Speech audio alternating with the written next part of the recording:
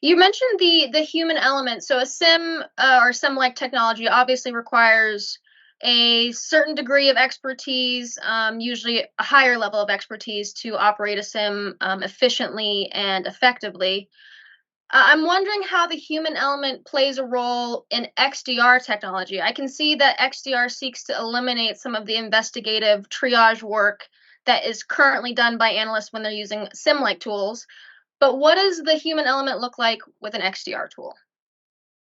It's a good question. It varies a lot because there are so many XDR vendors in the market right now. It varies on the particular types of use cases that the vendor has decided to focus on, and there's not a one size fits all. So with some Mhm, XDRs, they offer they basically make the type of activity you would use a SIM for much easier. So they might mm, provide more templates for queries. They might provide a really slick, convenient UI to help mhm. you structure your queries or maintain speed ahead of your vendors changing data.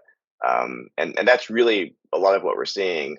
I think other XDRs are beginning to take a look at how to automate more and more of that workflow. So whether it's automating all the work that goes to ingesting new data sources, whether it's automating the queries themselves or the kinds of things you use queries for.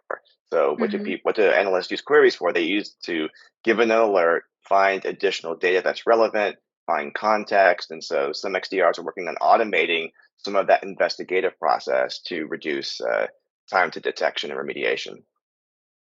That makes sense. And that's exciting in the industry. I mean, I think we know, being in the space, that analysts are often, stressed out, overworked. They're looking at, screens all day long. The more we can optimize their job functions, streamline it, automate, the happier they'll be, and ideally, the longer their life will be in that position.